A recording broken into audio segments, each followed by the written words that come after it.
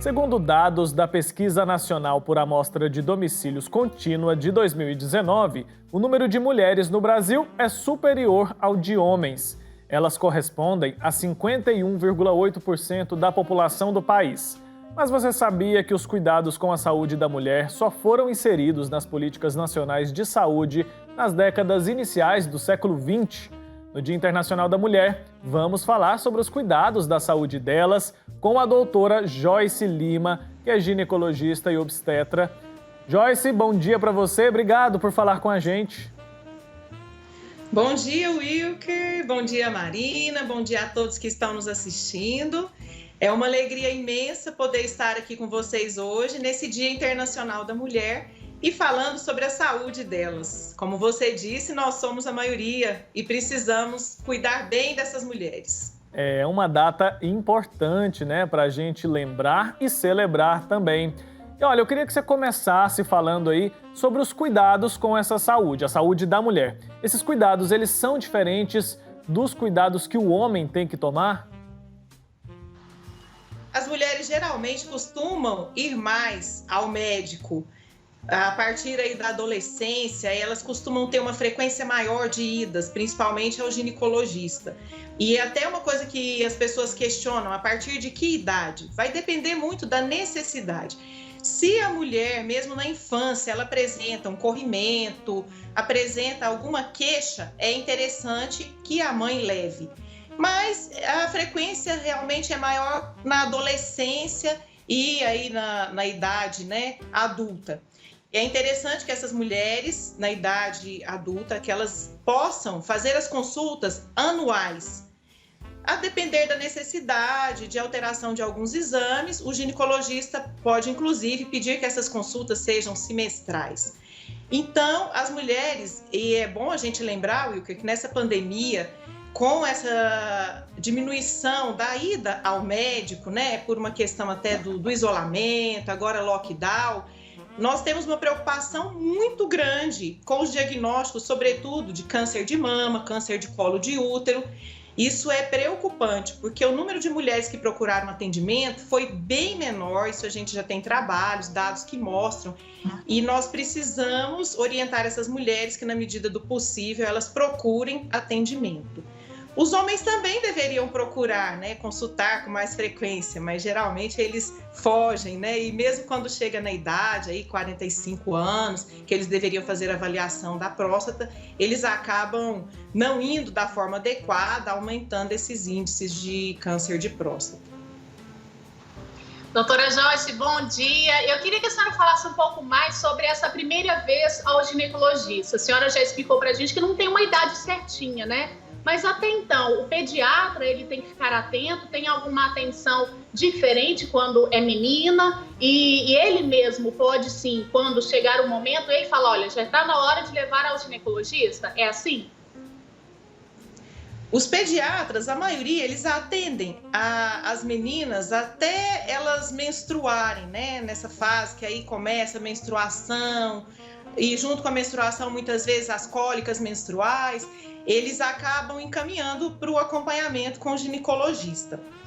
E antes disso, como eu disse, às vezes tem casos de crianças com corrimento que o pediatra usa algum medicamento que não resolva e ele encaminha para uma avaliação também mais detalhada com o ginecologista. Essa primeira consulta ginecológica, é bom você falar sobre ela, porque muitas adolescentes ficam receosas e as mães costumam levar no mesmo médico, né, que já acompanha elas há muito tempo, e elas ficam muito assim envergonhadas, né, sem saber o que vai acontecer, se vai ser feito um exame físico. É muito importante que nós, enquanto ginecologistas, que a gente acolha essas pacientes. A consulta do adolescente é uma consulta que nós temos que ter muito acolhimento, muito cuidado.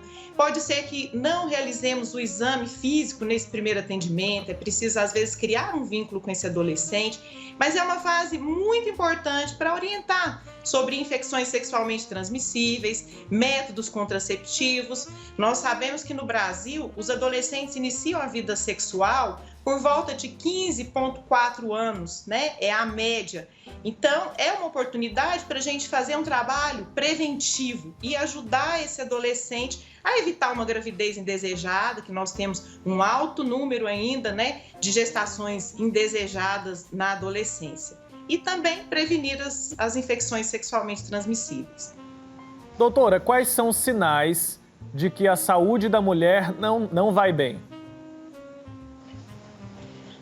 É frequente no consultório, um dos sinais mais frequentes, né, dos sintomas mais frequentes é corrimento. Então, no consultório, nós temos que a grande maioria das pacientes, elas procuram por queixas de corrimento, também por questões de dor na menstruação, né, as famosas cólicas menstruais.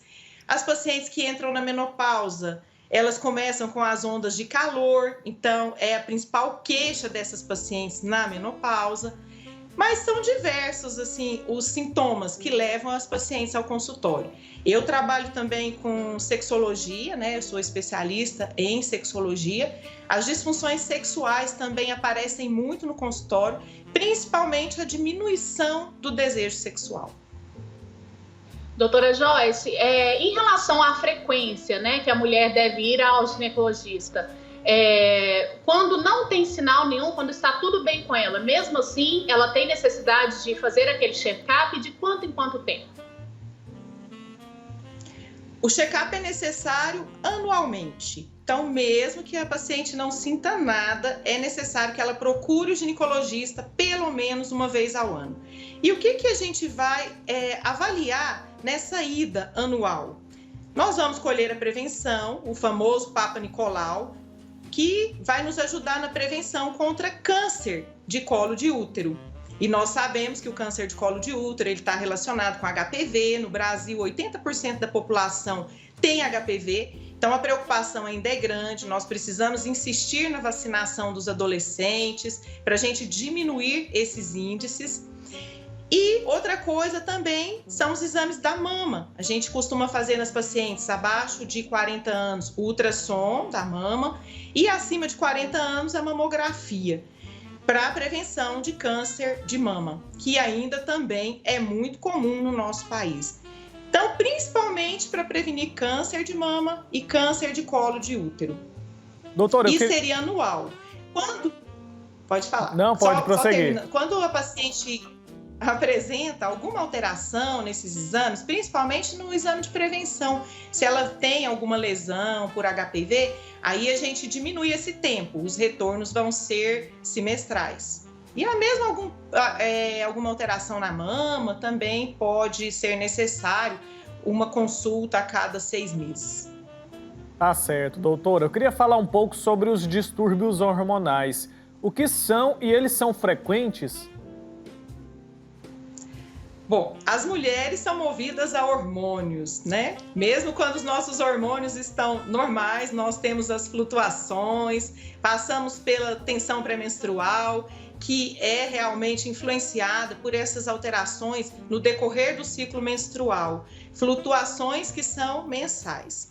Mas nós temos também que na menopausa ocorre, né, uma diminuição de estrogênio, um aumento do que a gente chama FSH, que é um outro tipo de hormônio, e essa paciente ela vai apresentar alguns sintomas, principalmente as ondas de calor. Todas as mulheres na menopausa vão ter ondas de calor? Não, nem todas as mulheres terão. Algumas terão inicialmente, depois vai melhorar, outras terão durante todo o tempo e outras não terão. Nesse período, ela pode também apresentar ressecamento vaginal, tudo em consequência dessas alterações hormonais. Mudanças no humor, o sono dessa paciente pode se alterar e até a pele pode, às vezes, ficar um pouco mais seca. Então, é muito importante que essa paciente procure ajuda para entender esse processo e essa mudança hormonal. Uma outra fase que a gente tem uma mudança hormonal grande é na gestação. As gestantes, elas costumam ficar mais sensíveis, algumas mudanças, né, corporais, às vezes o intestino fica mais preso, o humor tem uma labilidade emocional, muitas vezes chora por qualquer coisa. Então, tudo isso é importante compreender para que a gente possa ajudar essa paciente. E nós temos ainda, né, os outros hormônios que a gente avalia nessas mulheres, como hormônios tiroidianos. É frequente, às vezes, as pacientes terem outras alterações, né? Temos que estar sempre atentos a diabetes, obesidade, a síndrome, né, plurimetabólica nas mulheres. É preciso, eu falo, o ginecologista, ele é o mesmo clínico geral da mulher, porque a gente acaba tendo que olhar tudo. Doutora Joyce, a senhora falou aí um pouco sobre as etapas, né, as transformações, as fases de mudança aí na vida da mulher. Eu acho que a menopausa é um marco aí, né? Eu acho que ela que mostra muitas mudanças aí, as mulheres às vezes sofrem bastante com alterações, né? Eu queria que a senhora falasse um pouquinho mais para a gente sobre a menopausa, em que período normalmente ela acontece, se ela pode acontecer precocemente. Explica para a gente um pouquinho sobre essa fase da vida da mulher. Marina, é considerado normal quando a menopausa vem após os 40 anos. E interessante porque hoje as mulheres, né, como a expectativa de vida aumentou, quando uma mulher entra na menopausa aos 40, 41, elas às vezes falam assim, nossa, doutora, entrei cedo demais. Mas é a idade mesmo. Então, a partir dos 40 anos, qualquer hora é hora. Tem algumas que vão entrar mais tarde. Lá no consultório que eu tive, que entrou mais tarde, foi aos 57 anos. Então, né, qualquer mulher que entre na menopausa antes de 40 anos, a gente considera que é uma menopausa precoce. E aí é importante falar sobre a questão das gestações. Hoje as mulheres têm deixado para engravidar mais tarde e algumas acabam tendo muita dificuldade, porque após 35 anos, mesmo que não esteja na menopausa, a fertilidade diminui muito. Essas mulheres na menopausa, elas precisam procurar mesmo atendimento e, a depender dos sintomas, nós iremos medicar essas pacientes de acordo com a necessidade. Nem todas poderão fazer reposição hormonal. Então, é importante que a gente avalie se essa paciente tem histórico de câncer de mama na família, que, sem dúvida alguma, é um dos principais fatores de contraindicação para a reposição hormonal. Mas, se a mulher não tem uma contraindicação, ela vai ter os benefícios com a reposição hormonal. Infelizmente, algum tempo atrás, nós tivemos um trabalho, né, que foi, assim, devastador para essa questão de informação a respeito da reposição hormonal, porque colocava a reposição como algo muito ruim. E, na verdade, precisa individualizar. Eu falo, reposição hormonal não é receita de bolo, que você vai usar o mesmo medicamento da vizinha. É preciso avaliação médica, saber se você não tem nenhuma contraindicação e saber também qual hormônio você poderá usar. As pacientes que têm útero vão usar um determinado tipo, as que não têm útero vão usar uma composição diferente e preciso manter o acompanhamento anual, fazendo os exames, e o ginecologista vai dizer por quanto tempo essa paciente poderá fazer o uso da medicação, que também é individualizado. E outra coisa, as pacientes que não podem usar hormônio e tem, por exemplo, um ressecamento vaginal, levando a dor na relação sexual. Nós temos outras alternativas, nós temos alguns cremes tópicos, hoje a gente tem radiofrequência, a gente tem o uso do laser, que vai com certeza beneficiar essas pacientes e melhorar a qualidade de vida delas. E aí, né, tem outros medicamentos que para essas pacientes que não podem fazer reposição hormonal e tem onda de calor, a gente pode ir medicando de acordo com a necessidade. Tá certo, doutora. Queria que a senhora explicasse ali de um modo geral, quais são as principais mudanças que as mulheres enfrentam ali ao longo das fases da vida. Bom, as mudanças ao longo da fase da vida que nós temos, né? A gente vê na própria adolescência, essa menina que é uma criança e vai se tornar uma adolescente, a secreção vaginal aumenta, porque nós temos que essa mucosa vaginal, ela vai estar mais grossa, então vai produzir muito mais secreção. Muitas mães levam as adolescentes ao ginecologista achando que estão com corrimento, e é uma secreção normal. E eu costumo dizer para as pacientes, explicar, a secreção normal, ela não tem cheiro forte, ela não tem coceira, ela pode ser branca, pode ser transparente, pode parecer um creme bem fininho e pode até ser um pouco amarelada quando a gente fica com a calcinha o dia todo. Mas, se não tem cheiro forte nem corrimento, é secreção normal. O cheiro característico seria um cheirinho de queijinho, né? Que a gente fala que é normal. E essa adolescente, a gente sabe também, né? Por causa do boom de hormônios, ela vai ter, às vezes, alterações de humor. A questão da sexualidade, do desejo sexual vai aparecer mais forte nessa idade. É importante a gente orientar esses adolescentes. As mulheres na gestação, como eu disse, vão passar por alterações corporais. A gente tem que o intestino fica mais lento, a bexiga, às vezes, fica mais lenta, né? Retendo mais tempo esse xixi, por isso grávida faz muita infecção de urina, tem que ficar atento. E as mulheres na menopausa, como eu disse, né? Vamos ter aí a secura vaginal, as ondas de calor que podem acordar essa paciente à noite, muitas vezes ela está dormindo e acorda com as ondas de calor que passam rápido, mas elas incomodam, né? Não são interessantes. E aí a gente tem que estar atento para melhorar, né, a qualidade de vida dessas pacientes. Então, a mulher está sempre tendo essas flutuações, né? Na época aí da pré-menstrual, a questão da TPM, e algumas têm o que a gente chama de TPM, mas outras, é tão intensa essa mudança de humor que a gente fala num transtorno disfórico do humor. E é classificado junto com os transtornos de humor, muitas vezes precisa usar medicamentos o mês todo.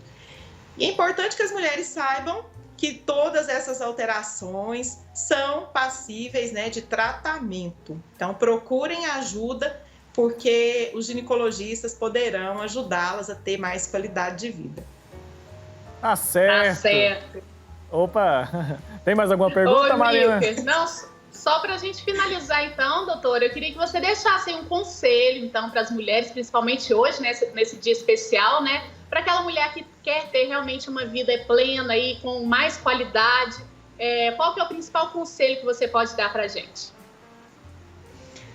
Bom, eu quero dizer para as mulheres que é muito importante realmente que a gente possa se cuidar, né? Não descuidem da sua saúde, mas não só da saúde física, também da saúde emocional. E eu quero lembrar aqui uma frase famosa, né, da Simone de Beauvoir, que ela diz que não se nasce mulher, torna-se mulher.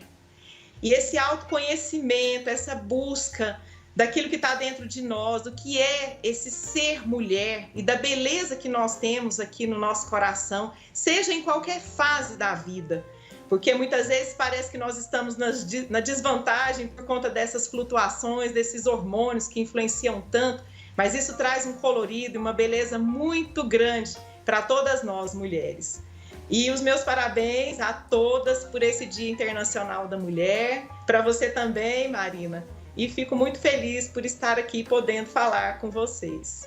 Tá certo, doutora, muito obrigado pela conversa, com certeza foi muito esclarecedor para as pessoas que estão nos acompanhando. Parabéns à senhora também pelo seu dia, né? Comemoramos hoje, então, o Dia Internacional da Mulher.